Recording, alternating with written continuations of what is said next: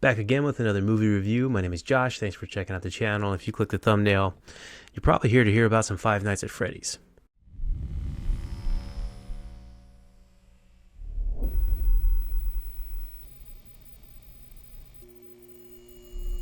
So Five Nights at Freddy's is a movie that I was pretty excited to see coming out just because I've heard about the video game for freaking ever.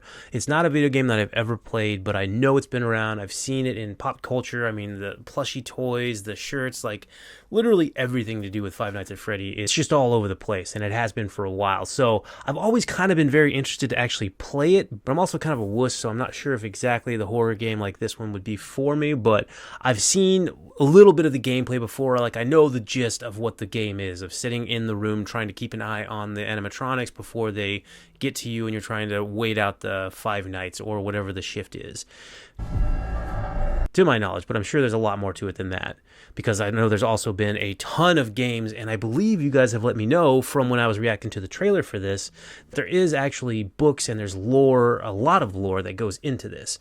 So that's where I'm kind of coming into this as a complete, more or less blank. Again, I know the basics of the gameplay about what it looks like, but I don't know about any of the lore. And I also don't know that this movie follows any of the lore. So what I'm going to be talking about is basically just from the non-game player looking in. If you're unfamiliar with this specific movie, you have the actor Josh Hutcherson, which I've always enjoyed him in most of the movies I've seen. I don't think I've seen him in a whole bunch. I think I've seen him in like a couple of the Hunger Game movies, and they redid Red Dawn. He was in that one, but I don't really know a bunch else I've seen him in, but I always enjoyed him, and I thought he was definitely okay in this one as well. But you have him playing a security guard that's definitely got some troubles going on in his personal life, and he really needs a job, and he ends up taking a job as a security guard for Freddy Fazbear's Pizza, I believe it was called. So it's basically like Chuck E. Cheese. So if you've ever been to Chuck E. Cheese, which I did frequent those a lot growing up, they did horrify me, so there were parts of this that definitely took some of those nostalgic notes and made them very, very creepy, which was pretty cool. But anyway, he starts working at this place, and things unfold, and, there's just a whole bunch of mystery that comes along with that. And if you've seen the trailer, or if you know anything about the game, you probably can see where that's going. Like I said, I am unclear on exactly how the story in the video game plays out. I didn't know if it was just a straight, you're put in this room as a security guard, you're not given a whole bunch of information, now survive. If that's the case, then the movie that they came up with and the story that they came up with, it kind of rationalizes how and why things are happening the way they do.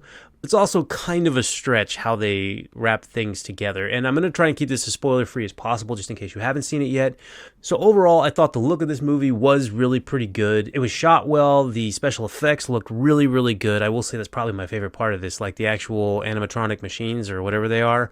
They looked really cool, and they looked really creepy, which I was glad that they did well. And they definitely look like they sunk a little bit of money into this one. I mean, it's not a huge cast. It's a fairly simple-ish plot, kind of, and it only takes place in a couple of locations, and the cast, again, like I said, is relatively small, so you get to know all the people pretty quickly and relatively well, which can be kind of the good thing or the bad thing, because I don't know exactly what they were trying to do with some of the characters in this one. Where I find myself overall in this one is that, again, not knowing the lore, if the lore of the video games is what this one is, I don't know how it could have continued for so many different games.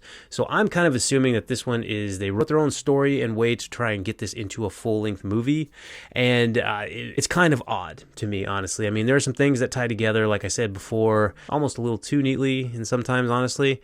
And then I was also kind of sitting there thinking as the movie ended and I was watching, and I was like, I think this is absolutely made for kids, and I think that's also something that I had the mindset coming in, that this was going to be a very creepy, scary movie. And I didn't actually know the rating, because when the trailer came out, I don't think it had a rating yet. And I did look, and it ended up being PG-13, which makes a lot more sense, because it's not really violent or bloody, gory violent at all. Like, there's really very minimal, if any, of that. So, I mean, this is definitely, I would say, a very, very safe movie for kind of kids or younger teens to really kind of get into horror movies or to watch around Halloween. This would definitely be one that would fit into that genre, or that group. If I had watched this when I was like a preteen or maybe 13, I probably really would have enjoyed it as well.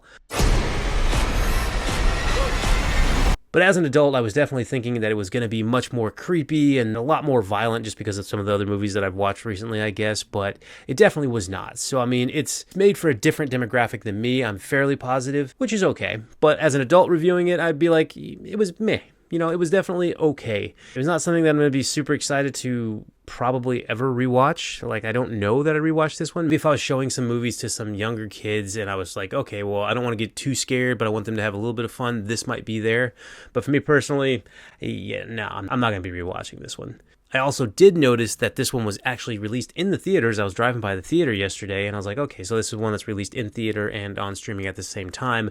And as far as that goes, this is one where I'm glad I didn't go to the theater to see. I'm sure it would have been cool as far as, just being in the movie a little bit more, but the movie was kind of long. It kind of drug a little bit. And I honestly didn't feel there were that many even like jump out scares or anything like that that would really facilitate or be much, much better in a big screen where you're kind of in the environment as well. So I would have probably kind of felt like I wasted a little bit of money, especially knowing that it came out at the same time on Peacock. So I would recommend at home, again, unless you want to take some kids and have it be a little bit more of a full event kind of thing. So mostly I say the positives for this one were it looked really good. The acting was pretty solid for the most part.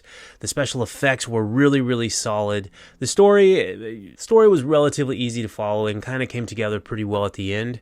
But for the negatives for me, again, it wasn't actually very scary in my opinion. It definitely wasn't very violent by any means. It almost wrapped up a little too perfectly. And the writing to me, honestly, was more or less geared for kids. So, I mean, they're really trying to spell everything out for you. The mystery of certain things that are happening, I mean, they kind of give it away. They're not being very coy, I mean, this is one where the writing literally just tells you exactly what's going to be happening and who's involved with certain things and who's not. I mean, it wasn't a super complex mystery, as it turns out. But again, I think that's dealing with who they were specifically trying to get this for, and that's probably kids. So overall, on my scale of 1 to 10, I'd probably have to give this, let's say, a 5.5. Okay, again, it's not bad. I'm not mad that I watched it. It was a bit long. It drug a bit. It definitely wasn't in my wheelhouse as far as scares and violence. But again, I like the topic. I like the tone of it, and it looked good. But I'm also probably never going to watch it again. If they have a sequel, I would contemplate rewatching this one to get into the sequel, but I'd also have to know that the sequel is going to be a lot better than this one and a lot more of the things that I like. Honestly, if you're looking for more of what I like and a little bit more scary, but definitely a little more violent, go watch Willy's Wonderland. Okay, if you haven't checked that one out, it's Nicolas Cage in all of his glory, and it came out a year or two ago, and it's fantastic. Very similar guidelines-ish as far as the setting, but way more follow-through on the violence and fun, in my opinion. Adult fun, I guess. Yeah, let me know what you guys thought, and if you know the story behind Five Nights at Freddy's, please let me know if this follows it at all, because it kind of seemed like to me they did their own thing to try and figure out how to get it on screen, and I just don't know if that was the best bet, but let me know in the comment section. Don't forget, like, share, subscribe, go to that subscribe button if you would, that'd be fantastic, and as always, you're awesome. Peace out.